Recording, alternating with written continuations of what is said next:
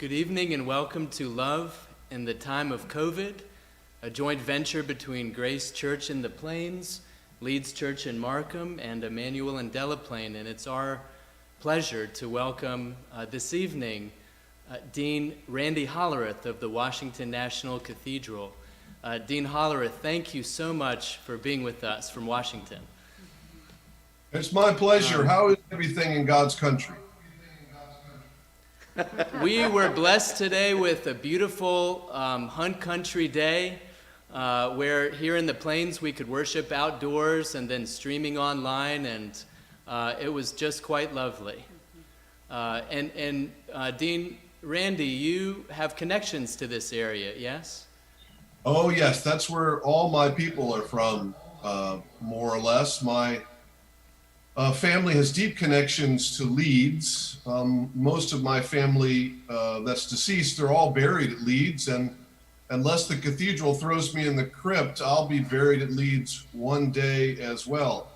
All the Marshalls and the Holleriths, of course, the Marshalls are all over the place, but the Holleriths are there as well. And then my great aunt was Elizabeth Delaplane, and I used to go and visit her all the time.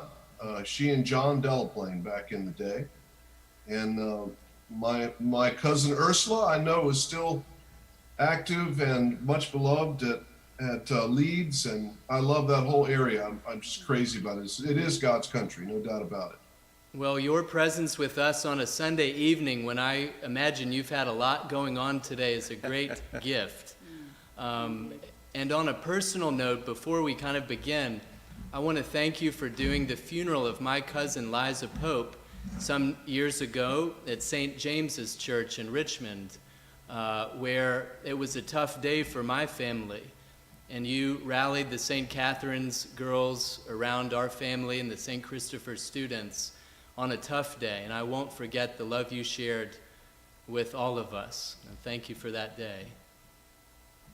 Thank you. I remember that day well. It was a very hard day. Yes.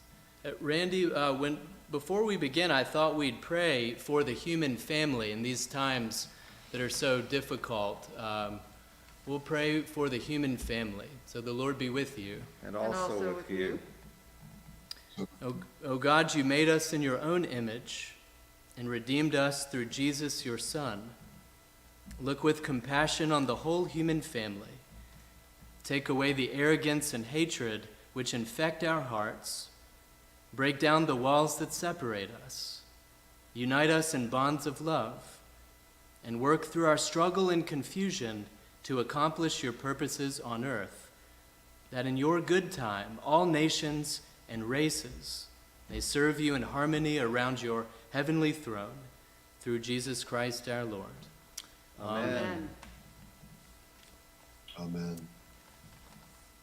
So, Dean Hollerith, you've found yourself now for several years as Dean of the Cathedral, and we just have seen an historic election. And you and Bishop Marion Buddy issued a statement yesterday that was a prayer for not only the president and the vice president, but also the president-elect and the vice president-elect. And you have guided the National Cathedral through some tough times, and you have helped raise the profile there. Can you tell me what's top of mind for you just now as dean in the aftermath of the election and how you're feeling? Well, as you're right, Weston, and first and foremost, I'm exhausted. It has been a busy weeks, months around here, as I know it's been for all of us as we cope with COVID, and the cathedral's been closed since March, and it's these are some hard days. What's top of mind for me most right now is that we have some really hard work to do to work towards healing our nation. Now that the election's over, we have a president and vice president-elect. I know there's still some legal issues to be determined, but for the most part, that seems to be the case. And we have a lot of hard work to do to bring us back together as a nation.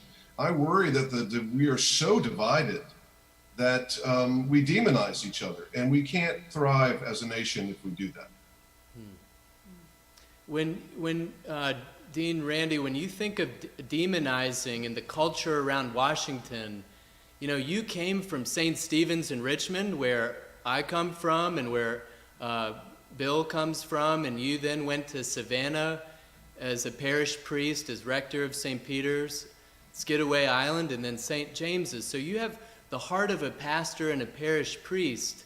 Before you became dean, what are some of the lessons from those parishes in Richmond and Savannah that you have brought forth to this place and this time? That's a great question. I guess most importantly for me is the constant reminder, especially here in Washington, D.C., that we are more than our politics, that we are much more complex than our ideologies, and that when we reduce one another to ideology, we dishonor God's creation. We dishonor the fact that we're made in the image of God, that we are God's beloved children. And so I know that from my experience, whether it's St. Stephen's with Bill for those years, or in Savannah, or back in Richmond at St. James's, in order to protect community, you have to build community.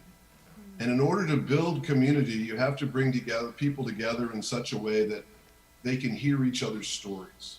It's when we can hear each other's stories that we are more than simply the labels we put on each other or the assumptions we have about one another. Yes. And Dean, you brought up your association with Bill back in Richmond. I thought, Bill, if you had a question for Randy or something you wanted to get going with him, that would be great. William! There's many stories we could tell, but yeah, exactly. Mum's the word. No, I wonder, you know, I'm glad you used the word community, Randy, because one has the impression that there was a time in the past when, regardless of political label, there was a sense that leaders at the highest levels could still work together, talk to one another, even knew one another's families in many cases. And one has the perception now that that has eroded into these ideological camps. I hope not eroded for good. What do you believe the Cathedral can do, hopefully as a catalyst, to stimulate these kinds of encounters, maybe publicly, maybe more privately, that transcend party label? That's a great question. Let me start by saying that when I was fresh out of seminary, and I mean so green, I didn't know how to put my clerical collar on. I landed at St. Stephen's, and Bill Sachs was my savior. He taught me just about everything in 5 years, he and Raby. Thank you. And, Thank you. They were great years. A dear friend. I love you dearly, Bill.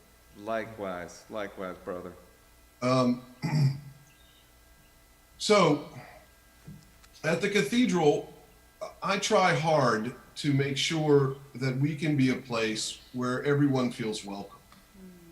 The Cathedral has a reputation of being a progressive place. Washington, D.C., for the most part, is a progressive city. But I think it's important that we listen to one another across party lines and across ideological lines. And so at the Cathedral, we take that moniker of being a house of prayer for all people pretty seriously. So whether it's how we look on Sunday morning, that if you look at the Cathedral and worship on Sunday morning, you will see someone who looks like you.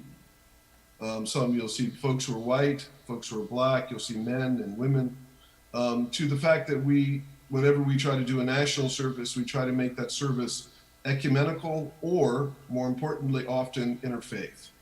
That we have to recognize and welcome sort of the breadth of America. The Cathedral is a great place to convene people. And so we're working on always trying to bring folks together for some of the conversations that ought to be happening in our country right now. Really, I call them conversations where you shine the light of the gospel on things going on in the world. We've got this Thursday, Francis Collins from NIH and Dr. Fauci, Anthony Fauci, we're going to be coming together talking about, in a panel from the Cathedral, talking about where we are with COVID right now and what do we need to do to protect each other the most and where are we going with the vaccine and what's coming down the pike. And these are the kind of subjects that we ought to be able to tackle and talk about in nonpartisan ways. Kate, did you have some thoughts for Randy? Yeah, Randy, first of all, I want to thank you and the other members of the Cathedral for being there on March 15th or 22nd when, at least in the Diocese of Virginia, all of a sudden it was, oops, can't be in your church, got to figure out how do we use those iPhones, don't have equipment yet, no cameras, don't know how to live stream. I cannot thank you enough for being a stable liturgical presence online, certainly for the people of Leeds. It's always been a great gift to us. And the question I have for you is a pastoral one. What would you say might be an effective and meaningful pastoral response to people in our congregations who have said to me, the soul of our country was yearning for a kind of unity, and we didn't seem to get that on election night. What might be an effective pastoral response to that kind of an inquiry?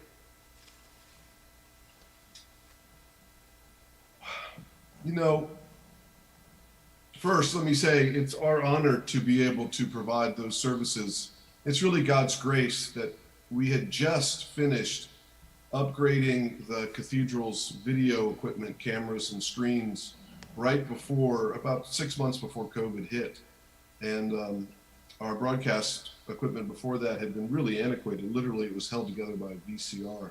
So we were really fortunate and graceful event that happened right at a time when we could be of service to the larger church. And we love being of service to the larger church. A lot of us are craving unity. And we want to come together. We want to heal some of the things that are broken. But what I think is important, and this would be my sort of a pastoral response to that, is that's a natural craving, and it's deeply my craving. I always want everybody to get along. I mean, that's how I function inside. But what we have to remember as a nation is that really, in order to come together in unity, we have to do the hard work first of understanding each other. We have to do the hard work of setting straight some things that have been wrongs. When we think about racism in this country, there's a lot of listening that those of us who are white really need to do, and a lot of learning that we need to do to understand the experience of African Americans and other minorities in this country that we don't ever have to think twice about.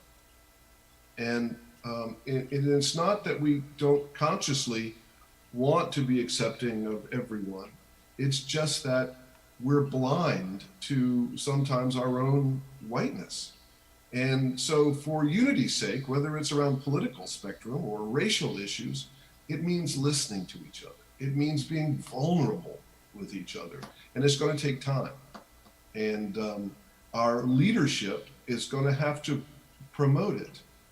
We need to go back to the days when senators from across party lines took each other to dinner and sent each other's kids birthday cards and had relationships that were personal apart from the stances of their various caucuses.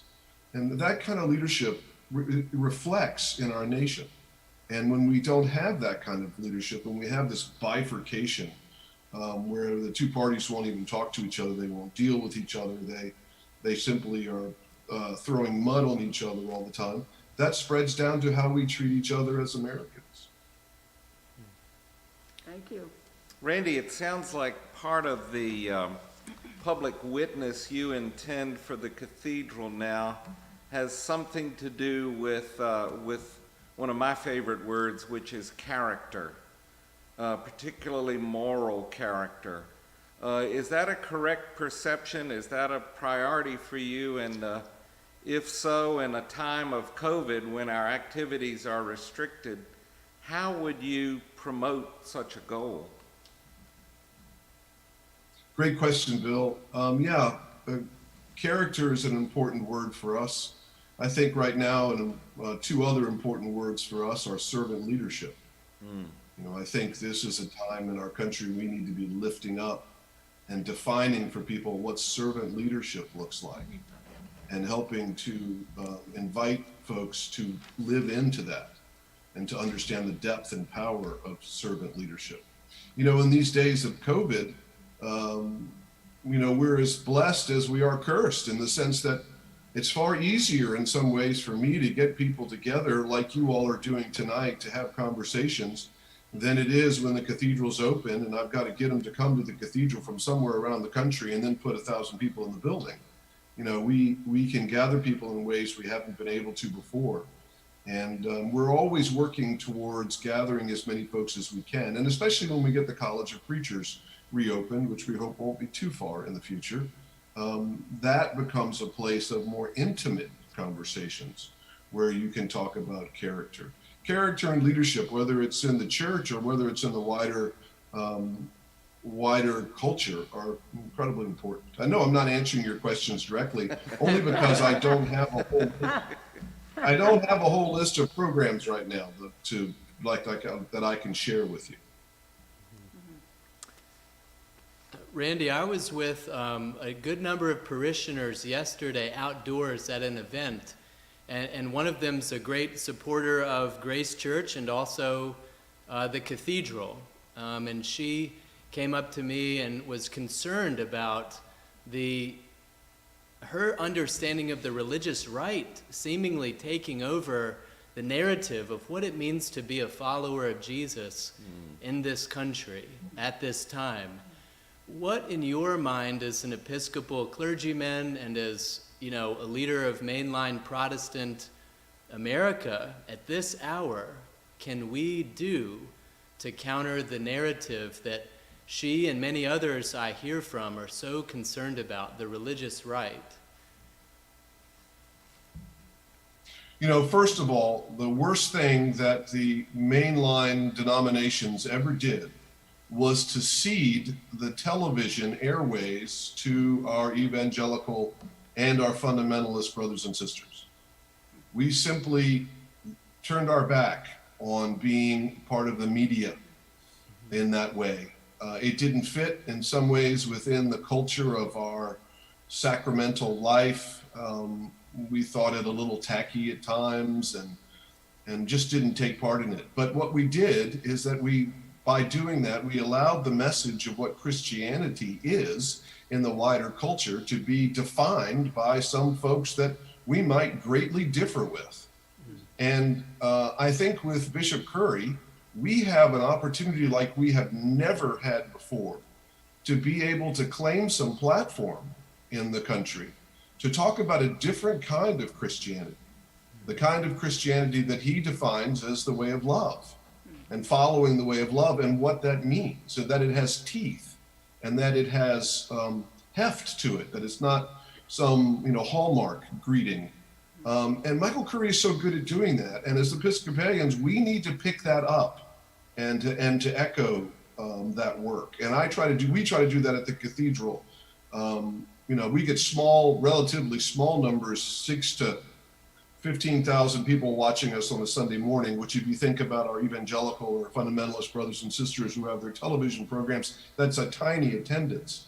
But we're trying to take advantage of it as much as we can to promote a Christianity that is about inclusion and grace and peacefulness and justice and breadth of understanding and not having to park your brain at the door.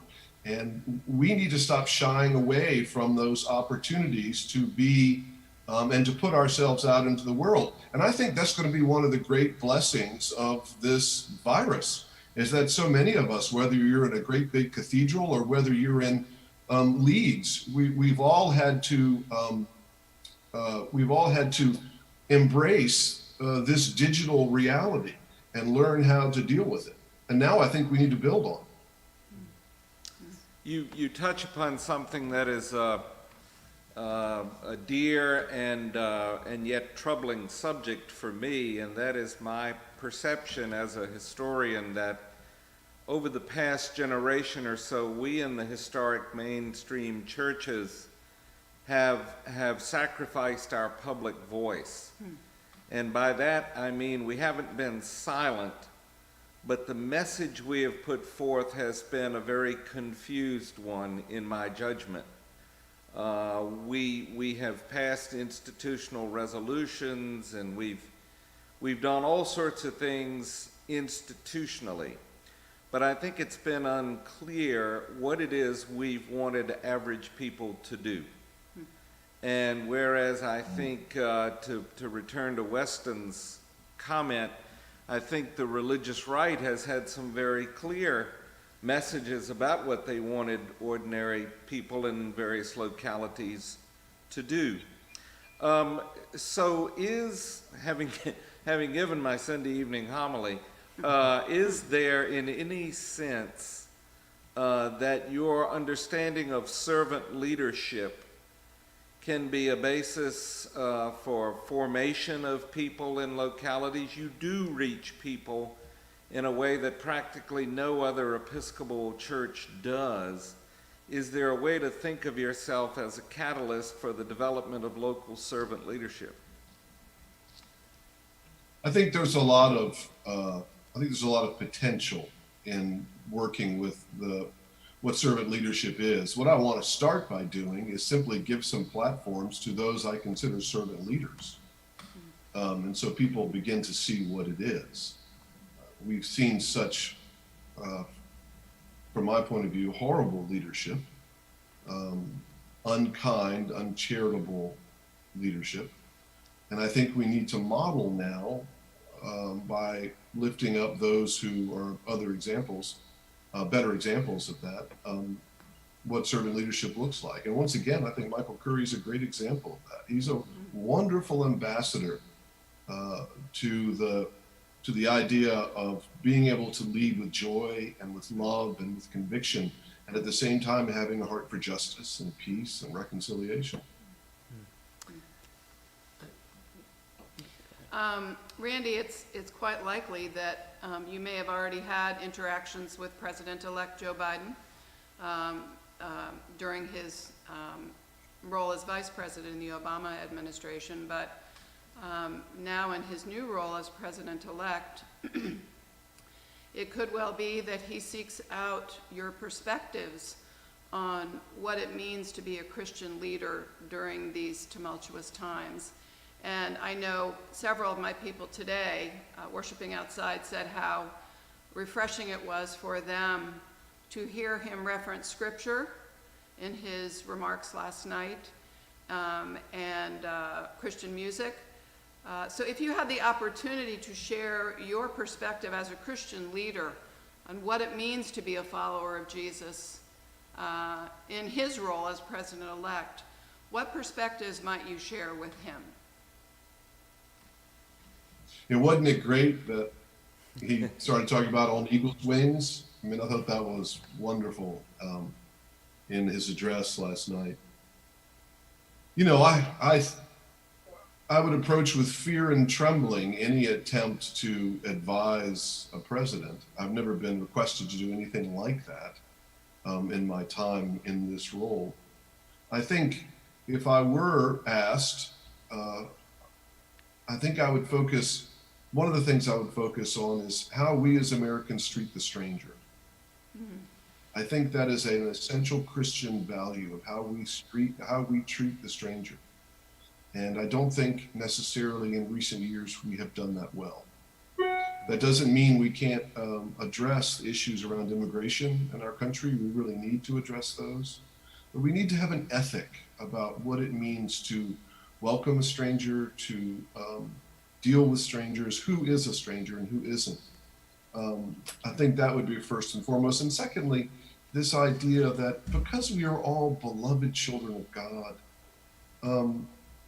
we should be able to get the medical care we need without going bankrupt as individuals.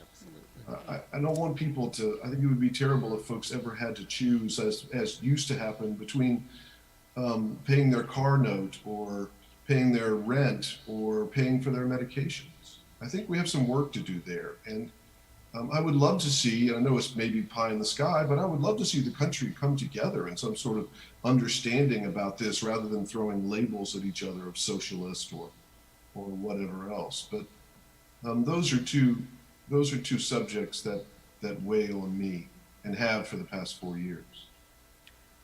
Thank you. We've been asking you some large questions, and I'm sure we have a couple more up our sleeve, but here's a very immediate and focused question. I'd love for you to share with us what your sermon was about this morning. Oh, wow. Well, I started off my sermon this morning by reading parts of the speeches given by various presidential candidates when they conceded the election. Whether it was part of Al Gore's speech when he conceded to George W. Bush, or Bob Dole when he conceded to Bill Clinton. There's some, won't do it justice here, but there's some beautiful language in each of those, and others as well. George Bush's when he conceded to Clinton, and there's some beautiful language in those speeches about how our democracy and the values of our democracy and the values of our nation and the importance of thriving as a people is more important than whether or not I get elected. And you see that language in all of these speeches. The one that's my very favorite is that wonderful letter that George H.W. Bush wrote to Bill Clinton. And he left it in the Oval Office for Bill. And this is wonderful note and it talks about, George talks about how, Bill, you're going to now be my president, and I'm going to be rooting for you. And I'll be on your team, on your side, essentially. And it's, for such a rancorous campaigns that we see, I use these examples, and I'm not doing them justice, but I use these examples from these speeches to talk about the fact that what we need now to focus on as we move forward are the values that we hold as Americans and as Christians that are larger than the values of party and difference.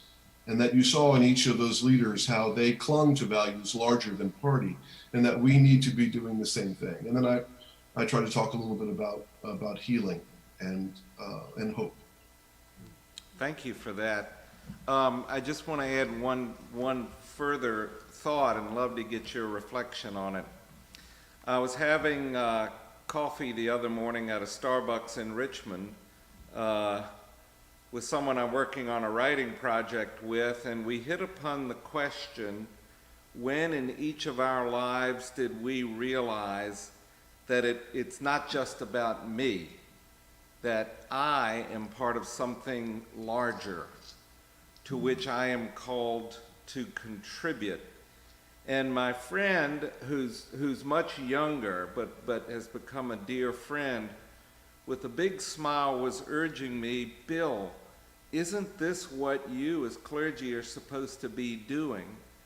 Guiding all of us, and hopefully our nation, toward understanding we're part of something larger in our lives. I'd love to hear your thoughts on that. Yeah, I think one of the great challenges of the 21st century is going to be rebuilding community. So many people in our culture now have no community. They don't live as adults around their families. They may live on the other side of the country. Many of them don't attend any sort of church or synagogue or a mosque. They go to work and they come home, and the community they have may be their exercise group or the folks they follow on Peloton. And in order for us to, my favorite generation is the great generation. Because in that great generation, they understood how deeply connected we all are as a nation. And I think and the pendulum swings back and forth between radical individualism and more community-minded focus. And I think the pendulum in our country needs to swing back towards this idea of community and the value of community and how we can only really thrive as human beings, and our children can only really thrive when they have a sense of rootedness within a community of other people. So I think we have to find ways to encourage people to build communities. I love the work that David Brooks is doing with his group called the Weavers, where he's going around and he's lifting up examples, among other things, of where people are building profound community. And I think that's going to be one of the great tasks of the 21st century. And one of the things that the church is so good at is being a place of community. And that we ought to be opening our doors and inviting people in a way that they can, if nothing else, can know community. Randy, you mentioned servant leadership earlier and the need for it more and more to be exemplars. And I'm wondering what is fueling you as far as joy, and in your personal time, how do you find the fuel and the inspiration to keep doing what you do? I, for my part, go down to southwestern Virginia and go on different kinds of hikes around the area and just kind of get out of Dodge and go back onto the trail. That's what I love to do. I was wondering if you had some personal reflections on that. Well, ironically, I can say the thing that has saved me in the past 6 months of this pandemic has been my Peloton, my own Peloton. I love that thing.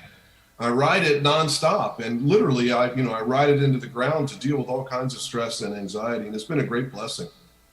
But like you, Weston, I love being outdoors, and the things that I love the most are hunting and fishing, bird hunting and fishing, and so I try to do as much of those as I can. We're entering into duck season now, and I'm pretty excited about that. And I fish during the summer. As a matter of fact, one of the reasons I love Fauquier County so much is I grew up hunting quail all throughout the farms around Fauquier County. I know you can't do that much anymore, but I still love being outside, whether you're actually getting birds or not. To be with your dog and to be with some friends and to be outside deeply feeds me and fuels me. So those two things are really important to me. My Peloton's really important to me, and I try to read as much as I can.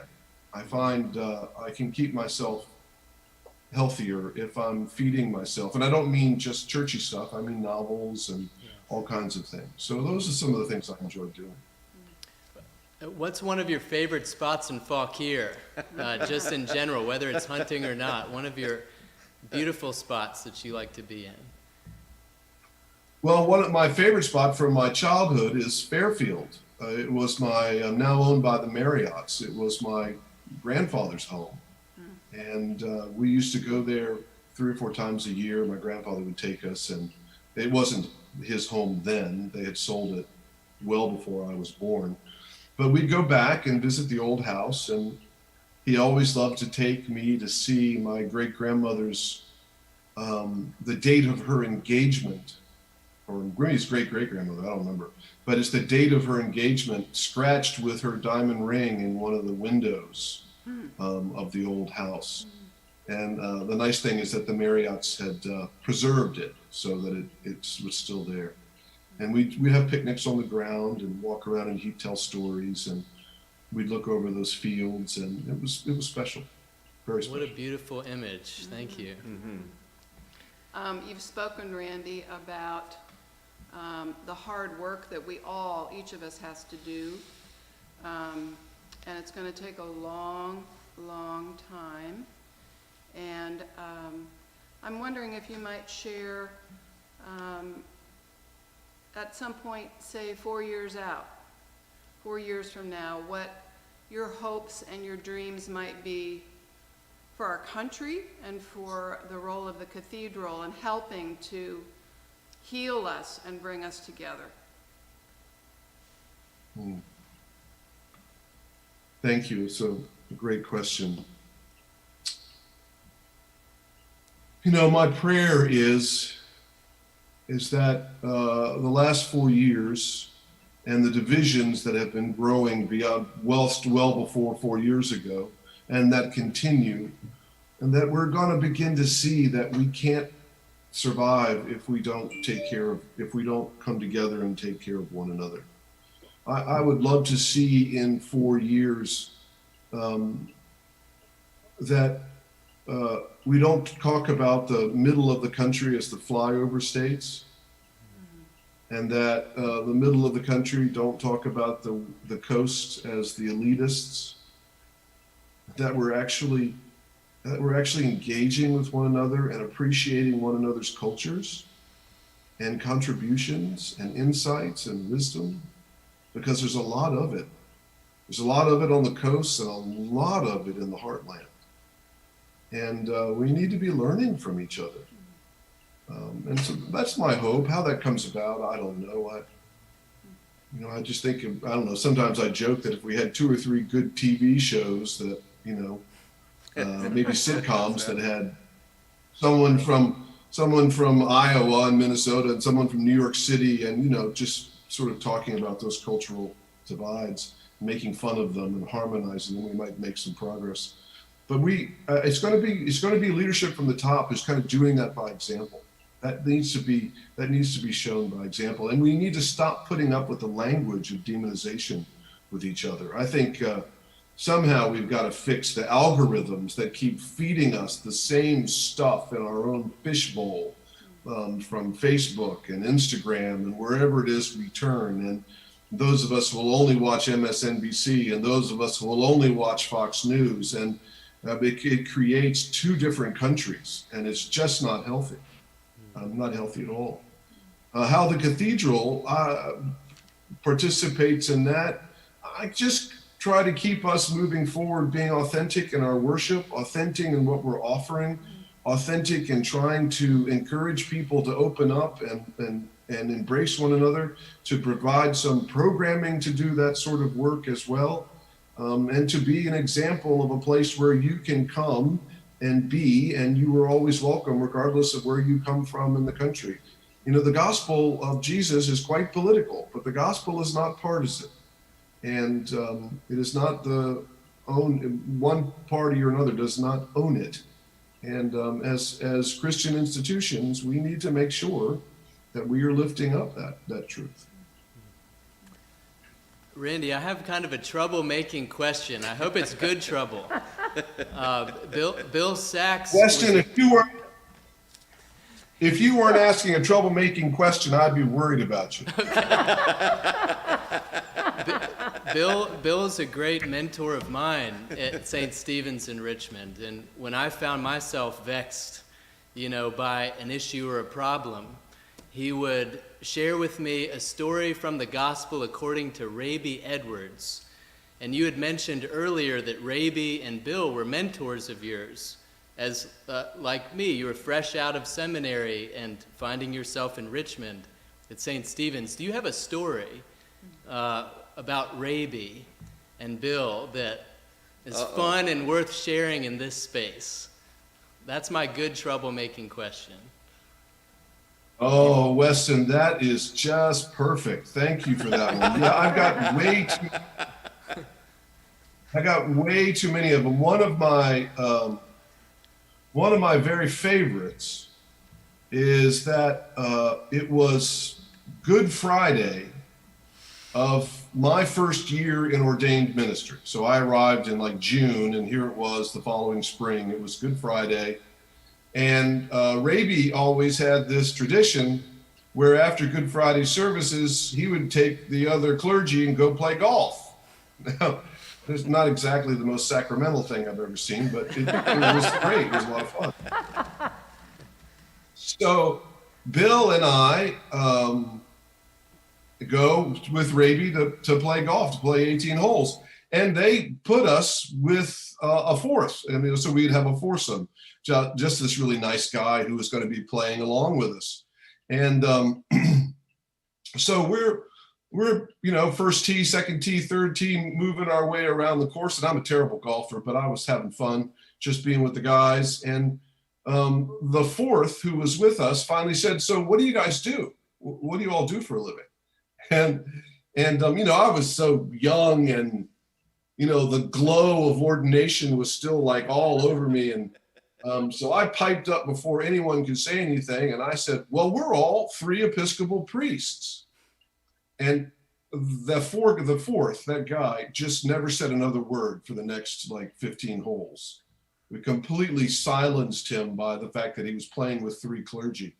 And it was, I could tell that Raby was miffed that I had done that. And we got around the course and got into the shop, and Raby came over to me and he said, "Boy, don't ever tell them what you do.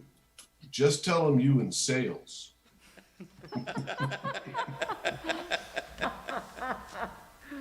That's wonderful. So I learned that lesson. I learned that lesson, right? Is that you gotta take people where you find them, and not necessarily. You don't need to lead with what you do or this sort of thing. That just being with folks is the important thing. So just tell them you in sales. You remember that, Bill? Absolutely. I remember it vividly. I've told it many times. And meeting people where they are and giving them a chance to maybe to figure out what we do, hopefully on the basis of our character and on the basis of our care. I hope that's what shines through more than anything else. I will tell you, and you know this I'm sure as well, there will not be another time when I wear a clerical collar on an airplane. It just won't happen. Because, but on the other hand, many's the time I've had conversations with people where they finally said, "What do you do?" And they were guessing clergy or therapist or something like that. So I would rather be known for my character than for the office I hold. I would rather be known for that. And I think that's what Raby Edwards modeled for us as well.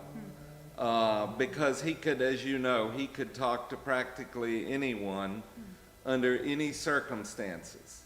And I do want to add that the years we worked together and with him were extraordinarily happy and fulfilling ones for me. So, and I know for you. Let me ask you this, shifting a little bit back. There's so many things you have said that are so rich and so thought-provoking. But I'm still in my mind trying to sort out, what is it that you and the Cathedral must do that is distinctive to you and to your ministry and your program life? And what do you want Leeds and Grace and Emmanuel Delaplane to take and apply from your example?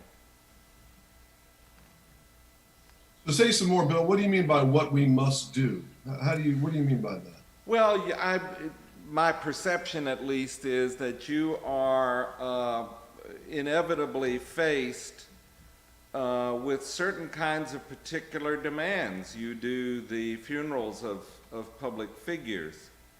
You undoubtedly have, privately as well as publicly, a ministry to various sorts of people in public life. That, it seems to me, is a kind of ministry and a kind of responsibility that few churches face. But at the same time, what you've been articulating is a sense of ministry that it sounds to me like the rest of us can in our own way emulate. And I just wanted to hear you say more about that. Thank you. You know, one of the things about being in a Gothic cathedral is that if you're not careful, it can be very easy to lose your way.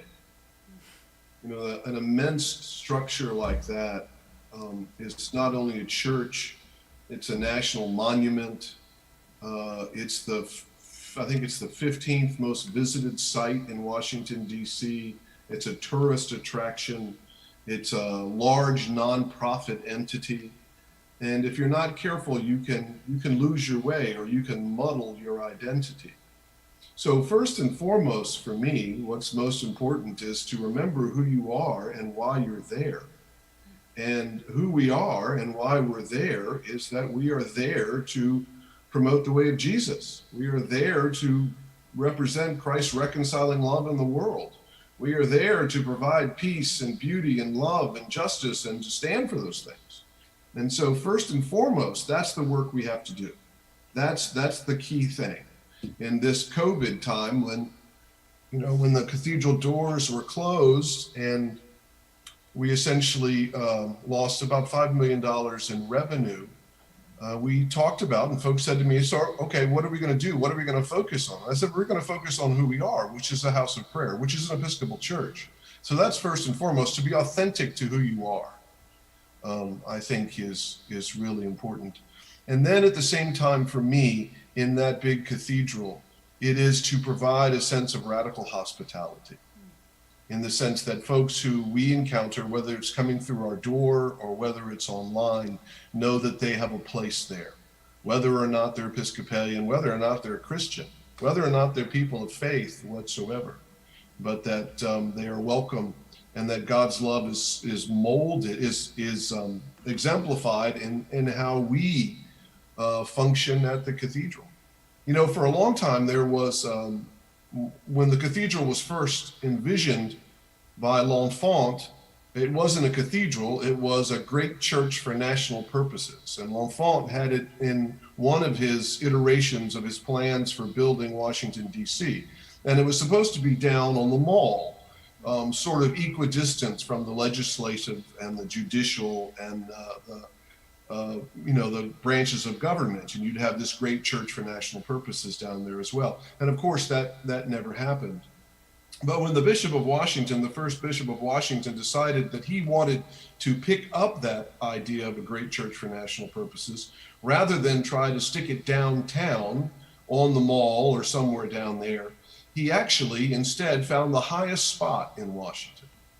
And the cathedral sits on, if not the highest spot, one of the highest spots in the entire city. And his notion is that somehow it needs to be above the politics, that it needs to be above the politics and have its eye on the politics, so to speak. And we see that as an important role that the cathedral does, that we are above the political fray, and yet we are in the heart of the city. And that we offer this radical hospitality, and we also offer the critique of the gospel on the politics and the things that surround us in our nation. So those are the things that we try to do on a regular basis. And I think it's really important for all of us as churches to be true to who we are, but to know that who we are has power if we're willing to live into it. Randy, I just want to thank you for your ministry. I know it's tough times for all of us, but in a position like yours at the Dean of the National Cathedral, that's a big job and a very important role. And your leadership, we pray for you. I pray for you daily. And know that you're always welcome at Leeds. And you're always welcome at Grace and Emmanuel. Absolutely. And I know you have a soft spot in your heart for Fauquier, so come on home. Make a visit. Well, Leeds is my touchstone, you know. As long as Leeds is there, I know the sun will rise. It's my touchstone. It always has been. It's a very special place, and I can't wait until this virus is all done and we can get together in person. So God bless you all. Thank you for your ministries where you are and for inviting me to have some conversation tonight. I really enjoyed it. Thank you so much, Randy, and thanks to everyone at Leeds and Grace Church and Emmanuel and Delaplane for supporting our parishes, for you have done the work over so many generations of servant leadership. You have kept our witness strong during COVID. You know we love you, and we miss many of you face to face. And this has been a real balm for us to be together. And Absolutely. Randy, thank you for having services of worship that when things have been tough, for us at Grace and Leeds and Emmanuel, it's been a shining star and a touchstone of good Episcopal worship. Amen. Thank you. It's been our honor to hold those services, and I'm deeply grateful for all the support that have come from so many of the parishes, of folks who are supporting their own parish and also helping to support the cathedral. God bless you all for that. Thank you. Right. Well, thank you, Randy, and please give our love to Melissa and to your Absolutely. family. And we'll see you soon. I will too, and you all take care of each other. Thanks, my Okay. brother. Thank you. Talk to you soon. Bye.